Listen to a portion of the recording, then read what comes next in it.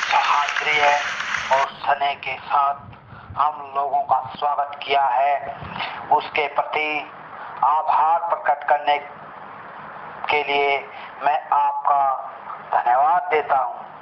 संसार में सन्यासियों की सबसे प्राचीन परंपरा की ओर से मैं आपको धन्यवाद देता हूँ।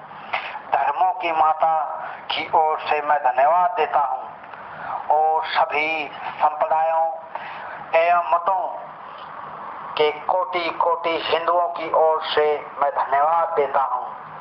मैं इस मंच पर बोलने वाले उन सभी वक्ताओं के प्रति भी धन्यवाद ज्ञापित करता हूँ जिन्होंने प्राची के प्रतिनिधियों का उल्लेख करते हुए आपको यह बतलाया कि सुदूर देशों के लोग सहिष्णुता का भाव विविध देशों पर प्रचारित करने का गौरव का दावा कर सकते हैं। मैं एक ऐसे धर्म का अनुयायी होने पर गर्व का अनुभव करता हूँ जिसने संसार को सहिष्णुता तथा सार्वभौमिकता स्वीकृति दोनों की ही शिक्षा दी है। हम लोग सब धर्मों के प्रति केवल सहिष्णुता में ही विश्वास नहीं करते, परंतु समस्त धर्मों को सच्चा मानकर स्वीकार करते हैं। मुझे एक देश का व्यक्ति होने का अभिमान है। मुझे एक ऐसे देश का व्यक्ति होने का अभिमान है जिसने इस पृथ्वी के समस्त धर्मों और देशों के उत्पीड़ितों और शरणार्थियों को आश्रय दिया है। मुझे आपको यह बतलाते हुए गर्व हो रहा है कि हमने वक्त में यहूदियों के विशुद्धतम वशिष्ठ को स्थान दिया है जिन्होंने दक्षिण भारत उसी वर्ष शरण ली है थी जिस वर्ष उनका पवित्र मंदिर रोमन जाति के अत्याचारों से धूल में मिल गया था। मैं ऐसे धर्म का अनुयायी होने पर गर्व महसूस करता हूँ जिसने महान जथुरा जाति के अवशिष्ट अंश को शरण दी और जिसका पालन वह अब तक कर रहा है। भाइयों, मैं आप लोगों को एक श्लोक की पंक्तियों के माध्यम से कुछ बताना चाहता हूँ। जैसे विभिन्न नदियाँ भिन्न भिन्न स्रोतों से निकलकर समुद्र में मिल जाती हैं, उसी प्रकार हे प्रभु, भिन्न भिन्न रुचि के अनुसार टेढ़े मेढ़े अथवा सीधे रास्ते से जाने वाले लोग अंत में मुझ में ही आकर मिल जाते हैं। यह सभा जो अभी तक आयोजित सर्वश्रेष्ठ पवित्र सम्मेलनों में से एक है, स्वयं गीता के इस उपदेश का प्रतिपादन एवं जगत के प्रति उसकी घोषणा है। जो कोई मेरी ओर आता है, चाहे किसी प्रकार से हो, मैं उसको प्राप्त करता हूँ।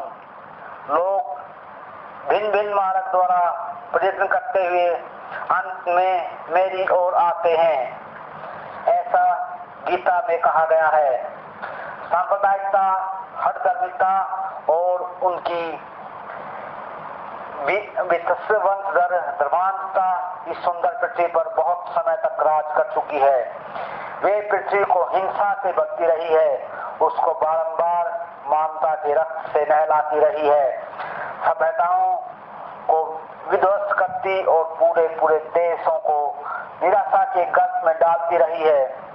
यदि ये विभत्स दानवीय न होते तो मानव समाज की अवस्था से कहीं अधिक उन्नत हो गया होता, पर अब उनका समय आ गया है और मैं आंतरिक रूप से आशा करता हूँ कि आज सुबह इस सभा के सम्मान में जो घंटा ध्वनि हुई है वह समस्त धर्मांधता का तलवार या लेखनी के द्वारा होने वाले सभी उत्पीड़नों का तथा एक ही लक्ष्य की ओर अग्रसर होने वाले मानव की पारस्परिकता कटुता का मृत्युदान सिद्ध होगा।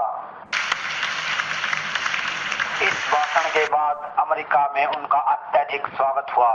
वहां इनके भक्तों का एक बहुत बड़ा समूह हो गया। 3 वर्ष तक वे अमेरिका में रहे और वहां के लोगों को भारतीयता और तत्व ज्ञान की अद्भुत ज्योति प्रदान करते रहे। आध्यात्मिक विद्या और भारतीय दर्शन के बिना विश्व अनाथ हो जाएगा, यह स्वामी विवेकानंद का दृढ़ विश्वास था। अमेरिका में उन्होंने रामकृष्ण मिशन की अनेक शाखाएं स्थापित की।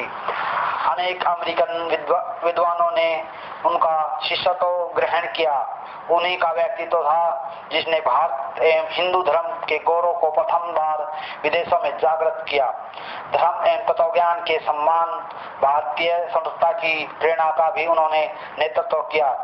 स्वामी विवेकानंद ने कहा करते थे, मैं कोई तत्ववेता नहीं हूँ, न ही कोई संत या दार्शनिक हूँ, मैं तो गरीब हूँ और गरीब का अनंत भक्त हूँ। मैं तो सच्चा महात्मा उसे ही कहूँगा जिसने हृदय से गरीबों के लिए सहायता की हो, जिसका हृदय गरीबों के लिए तड़पता हो। इसके बाद पूरी दुनिया की शिष्य बन गई। Thanks for watching video. Dhanraj अलाउट यूट्यूब चैनल को अपने फेसबुक, ट्विटर अकाउंट पर ज़्यादा से ज़्यादा शेयर करें और सब्सक्राइब करें। सब्सक्राइब के आगे बेल आइकन का बटन ज़रूर दबाएं ताकि हमारे सभी नोटिफिकेशन आप तक पहुंच सके।